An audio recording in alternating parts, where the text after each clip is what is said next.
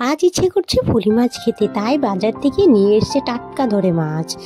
আর ধুয়ে এটাকে কেটে নিলাম, তাতে একটু নুন আর হলুদ মাখিয়ে রাখলাম। এবার হবে দারুণ একটা রান্না, ঘরোয়া স্টাইলে, একদম মজাদার। শেষ খেতে পারো, দেখতে কেমন জমে যায়। চলো রান্নাটা শুরু করি, দেখি কেমন মজা করে হয়। আমি কিন্তু শিখিনি কোথাও থেকে, নিজের মতো করে করছি রান্নাটা। আমি এখানে তেল কড়াইটা বসিয়ে দিয়েছি, দেখতেই পাচ্ছ তোমরা। তেলটা দিয়ে দিয়েছি, এখন এক এক করে পুঁটি মাছগুলো দিয়ে দিয়েছি, দেখতে পারলে। এখন একদম গরম গরম টাটকা টাটকা ভেজে নিব আমি। এখন আমি মাছগুলোকে ভেজে নিচ্ছি একদম সোনালি করে। তারপর ওই ভাজা তেলে ঝোলটা একটু পেঁয়াজ আদা বাটা দিয়ে ঝোলটা করে নিব।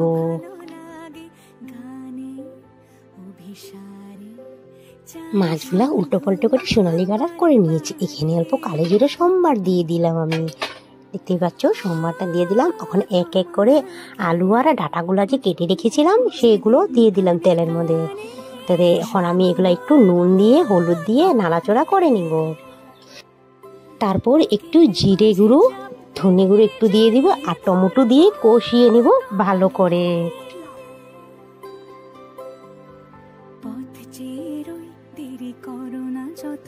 আর ভোলা যাবে না জীবনে কখনোই তোমাকে।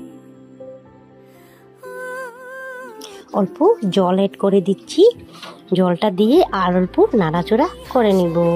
দেখতেই পারলে আমি যেভাবে রান্না করছি, জানি না কে কিরকমভাবে রান্না করে। তুমি যদি এই পাতলা ঝোলটা খেতে চাও, এভাবে বানিয়ে খেতে পারো, সেই দারুণ লাগবে পুঁটি মাছের পাতলা ডাঁটা আলুর ঝোল। তো এখানে আমি 2-3টা মান কাঁচা লঙ্কা দিয়ে দিচ্ছি, চিরা লঙ্কা দিয়ে দিচ্ছি।